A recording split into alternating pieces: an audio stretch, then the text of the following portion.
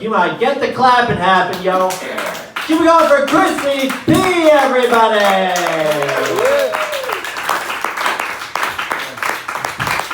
Keep it going for Matt Woodland.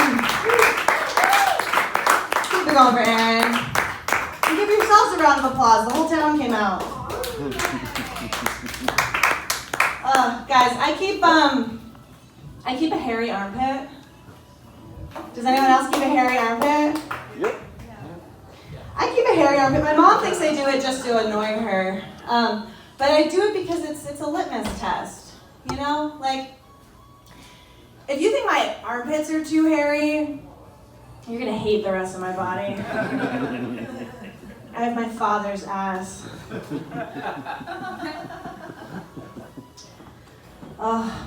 You know what I love? I love a back scratch. It's like this beautiful, intimate, juicy thing you can share with another person. Anybody else? Yeah. You like a back scratch? What do you use for protection? Do you go over the shirt or do you raw dog it? Run up. Naughty Aaron, I knew it. I love a back scratch. I also love a hug. I love a hug. It's like a beautiful, juicy way to connect with another person.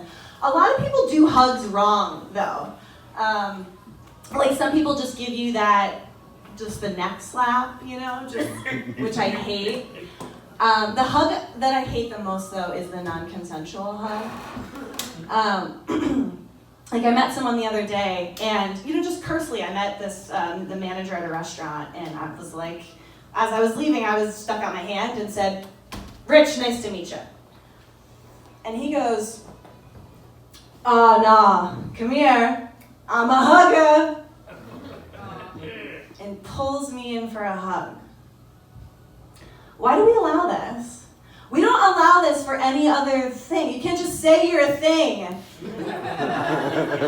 then do that thing with impunity. You can't just be like, "Oh, nah, come here, I'm a licker." There are exceptions, like if you're a spanker. See me after the show.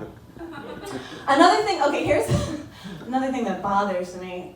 So I don't watch a lot of sports.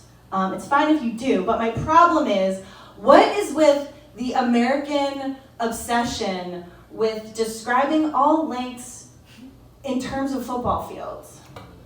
Because it means nothing to me. I have no concept of how long that is. Oh, it's 2-3 football fields. It's why I can't wrap my head around the stats of climate change and stuff.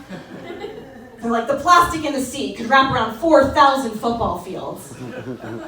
I'm like, is that bad? Tell it to me in a length I understand. How many CVS receipts is it? From here to the sun is 22 CVS receipts.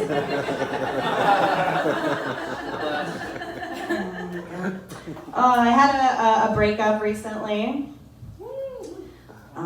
It's not a punchline, just spread the word. Have you ever tried to break up with someone, but it ends up kind of being the same process of canceling your Netflix subscription? They're like, "Are you sure?" And you're like, yes, I'd like to continue with the breakup. And they're like, "Can I offer you this different version of myself?" There are additional offerings and features you aren't aware of.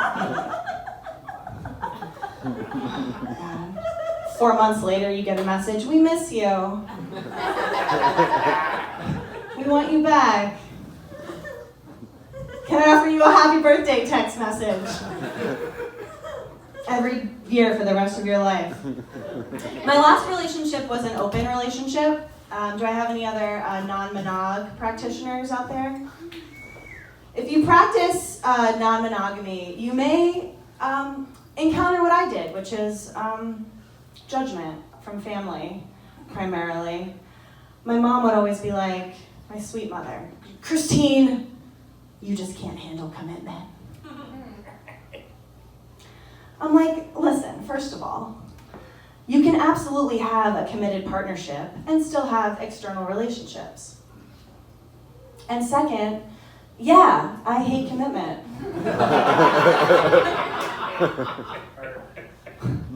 My lease and my relationships are month to month, okay? I'll let you know if we'll be re-upping. I did do the apps for a little. I've been on and off the dating apps. I like dating. I don't mind. I like the apps. I like meeting new people. I like wasting my time.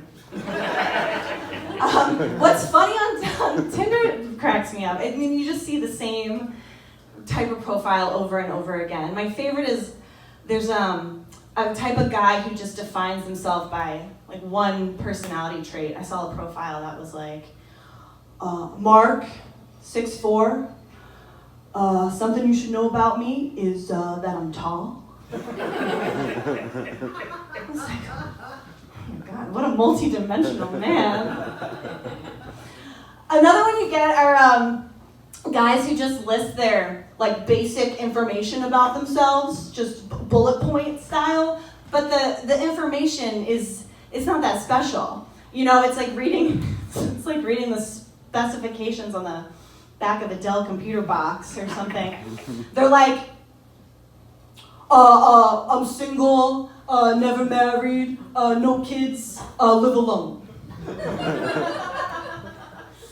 I'm like, you're almost 40, you have no references. That's pretty sus. I said that joke one time and a guy yelled out from the bar, so what? What's wrong with that? I was like, sir, you have the same accent from the profile.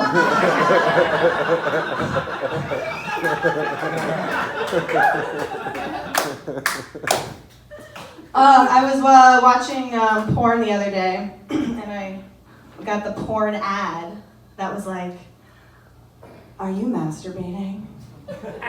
I was like, who told you? Was it my dead grandma? I fucking knew she was watching. Who are you masturbating alone? Who's answering no to that question? You're just listening to porn audio while you do the dishes? Like it's a fucking episode of Freakonomics? If porn becomes comfort audio, then it's a problem.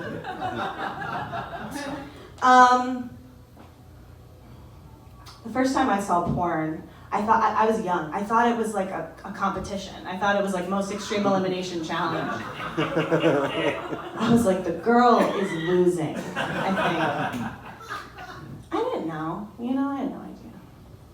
The sex I have now, the girl always wins. At the very least, it's a tie, which I prefer. I went to Catholic school. Anybody else? Abstinence-only education, right? Look at us, we turned out fine. I went to Catholic school. Honestly, I mean, I liked my school and my church. I went to youth group. I went to my main youth group, and I actually went to 2 other youth groups. So even then, poly, But because I was going to so many youth groups, I was signing like triple the virginity pledges of everybody else. One summer, I was drowning in paperwork. But even then, I'm looking at this document that they're making me sign, and I'm like, this seems like a lot of commitment. I'm like, is this going on file anywhere? Because I'll tell you, I hate like signing shit. I hate documentation. I hate being on record. Like this is why I'm not gonna get married. I found out, like this was news to me. When you get married, you don't just throw a party. You have to like go to the courthouse and like get certified. You have to get USDA stamped on your commitment. And listen, I don't even go to the courthouse when I'm summoned. I'm not fucking going to voluntarily. One interesting thing about a Catholic education is you do kind of miss out on basic sex ed and, oh yeah, baby, right on time. You do miss out on basic sex ed and like body anatomy. Okay, for example, when I was a teenager, I could never figure out how people had sex standing up, okay? I was a virgin, but I was in AP Physics, okay? So I was just like, the torque and the angles are just not lining up for me. But you learn. I mean, now that I'm a sexually active adult, I still have no idea. I can tell one of you is like, I have sex standing up all the time. And I'm sure you do. But one person in that equation is having a terrible time. All right, that's it for me. Give it up for Matt.